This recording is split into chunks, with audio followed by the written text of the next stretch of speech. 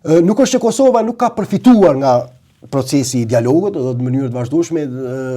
kemi pasur edhe marrëdhënien e parë kontraktuale me Bashkimin Evropian në procese sipër, mirë po duke filluar nga viti e kemi bashkëbiseduar duke filluar nga viti 2015, edhe për shkak të krizave të brendshme politike thuajse kemi stagnuar në këtë drejtim. Përpas